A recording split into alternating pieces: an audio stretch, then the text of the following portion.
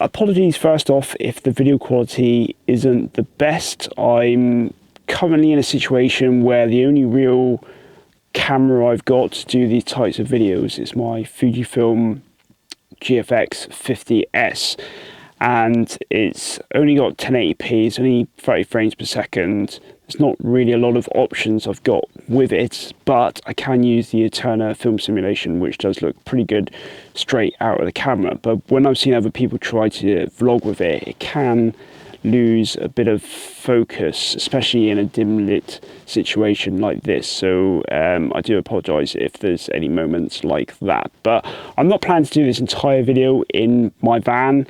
I'm at Dinton Park today, a National Trust property in the UK in Wiltshire. I come here enough times for dog walking, but I've never actually been here for the purposes of trying to make something of my photography here. Sunset is in about 2 hours, golden hour is about an hour away, and it's still a bit showery, so that's why I'm just doing this video here, and then I will talk a bit more out when I get out there. So I did start off this year doing monthly videos. So I think I did about 4 of those, 4 or 5. And then to be honest, I just completely ran out of steam doing them. Then I thought to myself, well, I could switch to seasonal updates. So that way I only have to do 4 a year as opposed to 12. But then I got a bit ill and I just lost, again, a bit more enthusiasm for photography, for videoing.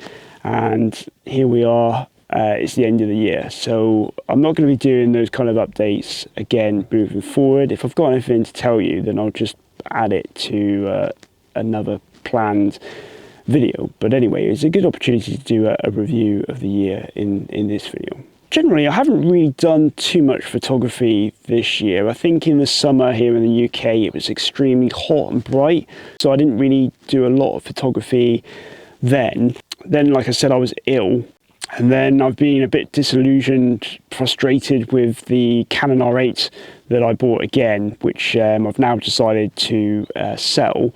I did actually shoot 2 rolls of film, and I had them in my Pen F, my half-frame film camera, and also an Exa 500 film camera that I was given. But to be honest, I didn't really get much from that experience. Again, I've put up a video, which I'm not sure it's been gone live yet, but it just goes into the reasons why I've lost a little bit of enthusiasm with shooting film, and as such I've probably decided to sell most of my film camera gear, just holding on to some which hold a little bit more sentimental value, and those that I might actually use again in the future.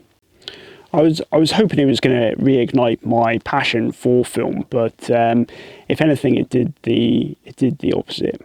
It's been quite another turbulent year trying to find that elusive camera that is good for my dog running towards me type shots.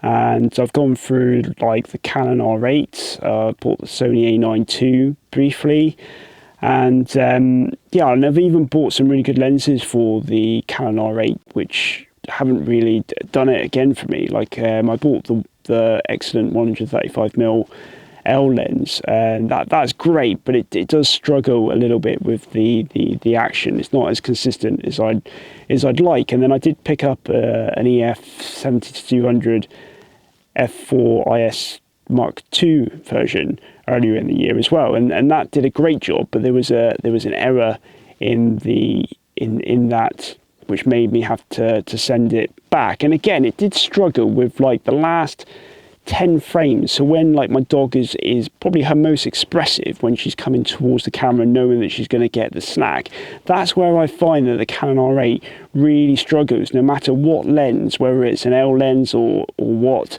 It just always seems to have the same behavior, and that's why I've been a little bit reluctant to invest in like an RF native lens, because I'm not convinced it's going to do any better. So that's one of the reasons why I've decided to sell the R8 again, really, and maybe just try something else. I also sold my last remaining autofocus lens for the Fujifilm system, so I sold the 35mm f1.4 because I was never really convinced my copy was that good on all the cameras that I've used. So I still got the Fujifilm X-E1, but I only use it with manual focus lenses now, and to be honest I don't really use it a great deal. Similarly for my Ricoh GR3, so I'm hopefully filming this on the lens that I did buy for the GFX system this year, which is the 35-70 kit zoom, but it still ended up being quite pricey. And I just fancied like an autofocus, like small, lightish, compact zoom for the Fujifilm system, because I generally do adapt lenses to it, which I'm quite happy with, but sometimes it is nice just to have something with autofocus, so that's why I opted for that lens. And to be honest, I've been in two minds of whether to get rid of that and just switch to like a 50mm or a 63mm prime instead, because some of the manual focus lenses I've got, which cover the 35-70 focal range, do work really well, apart from in the very edges. Like I bought a poor man's Miticon, a Minolta 58mm f1.4, which I've adapted to the GFX system, which works really well, but it's probably not quite as good as the Miticon in terms of the look that it gives, but it's a darn sight lighter and a darn sight cheaper, so I'll just be persevering with that. Yeah, anyway, I've blabbered on enough. I'm going to go into Dinton Park now while there's still some light and see whether I can scope out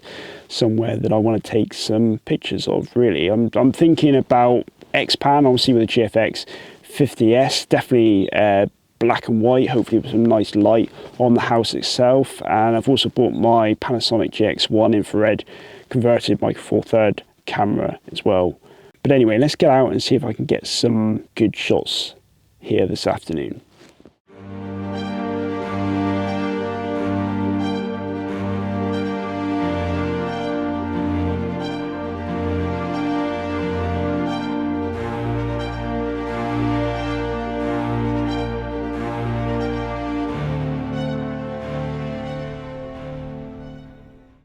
Saw the tree, but it was very strong and infrared because it didn't have the light on it, but the light's coming back now actually,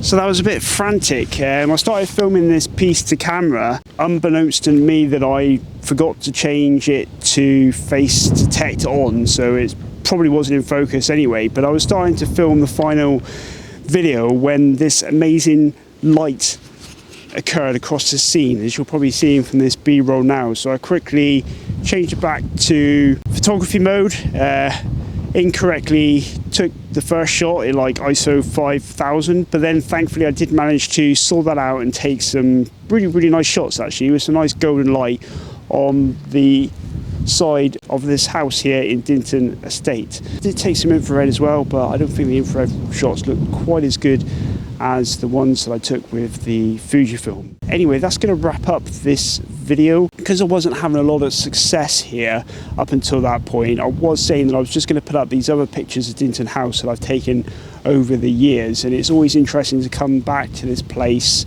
at different times of the year, the different seasons, and also now as well at sunrise, sunset, because you just get a different feel, a different vibe about the place. And I've had some absolutely gorgeous light today. I don't think I'm going to get anything else. I was going to be staying for sunset and hopefully to see the lights come on in the house to get some of that like blue hour photography in the bag, but the light now has gone down over the trees in the horizon. So and I'm a bit worried about the car park. The car park said it was open from dawn to dusk, so I don't really want to push my luck too much. But yes, I think it's turned out all right today. I was really glad for that light. I think before then it was a bit of a disappointing trip from a photography perspective. It's always nice just to get out anyway into the landscape. But yeah, so I think that draws 2025 to a close. I certainly will be making more videos moving forward, but probably I won't do these updates every month, every quarter. I'll maybe just do one a year like I've done this time. But if anything else comes my way that I feel like I want to take a video of, certainly there's some coming up on my channel now, because I've gone for a few cameras again. I really don't want to keep doing this.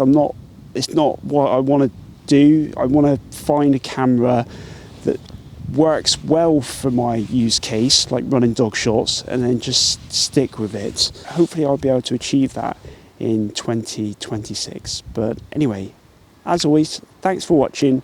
Bye for now.